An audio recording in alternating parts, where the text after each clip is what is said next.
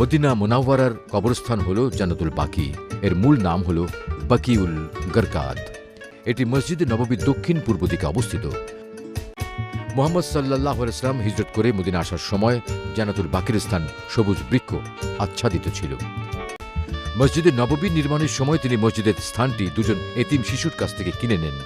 তার এক সাহাবী আসাদ বিন জাররার মৃত্যুর পর মুহাম্মদ সাল্লাল্লাহু আলাইহি ওয়াসাল্লাম কবরস্থানের জায়গা নির্ধারণ করেন। আসাদ বিন জাররার ছিলেন এখানে দাফন হওয়া প্রথম আনসার ব্যক্তি।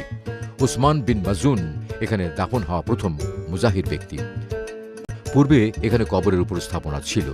এই কবরস্থানটি ঐতিহাসিকভাবে গুরুত্বপূর্ণ। দ্বিতীয় খলিফা উসমান ইবনে আফফানের মৃত্যুর পর তাকে এখানে দাফন করা হয়। উমাইয়া খিলাফতের সময় তার কবরের উপর প্রথম গম্বুজ নির্মিত হয়। অন্যান্য সময়ও এখানকার বিভিন্ন কবরের উপর গম্বুজ ও স্থাপনা নির্মিত হয়েছে। 1926 সালে আব্দুল আজিজ ইবনে সৌদের শাসনামলে জান্নাতুল বাকির মাজারগুলো ধ্বংস করা হয়। এ সময় বহির্বিশ্বের মুসলিম সম্প্রদায় প্রতিবাদ জানালেও এসব স্থাপনা ধ্বংস করে ফেলা হয়। হুজুরে পাক সাল্লাল্লাহু আলাইহি ওয়াসাল্লাম মদিনায় থাকা অবস্থায় তার দুধ ভাই হযরত উসমান ইবনে মাজুন রাদিয়াল্লাহু তাআলা আনহুর মৃত্যু হয়। সাহাবায়ে কেরাম তখন হুজুর পাক সাল্লাল্লাহু আলাইহি ওয়াসাল্লামকে জিজ্ঞেস করেন তাকে কোথায় দাফন করা হবে।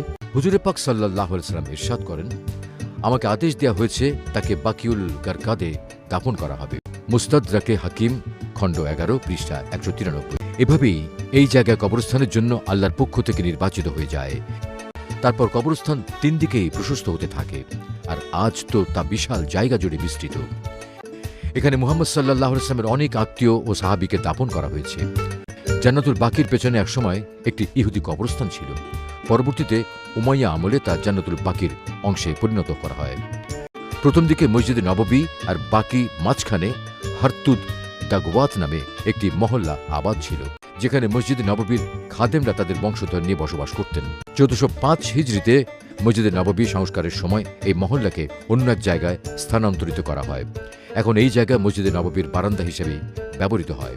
কবরস্থানের চতুর্দিকে একটি উঁচু বাউন্ডারি, পশ্চিম দিকে একটি বড় গেট। কবরস্থানে যাওয়ার জন্য একটি প্রশস্ত সিঁড়িও রয়েছে। ফজরের পরে এবং আসরের পরে কবরস্থান সবার জিয়ারতের জন্য উন্মুক্ত করে দেওয়া হয়। বাইরে পুলিশের লোকজন অবস্থান করে এবং ভেতরেও শক্তভাবে নজরদারি করা হয়। কোনো প্রকার বেদাতি কাজ শুরু করলে তা শক্ত হাতে দমন করা হয়।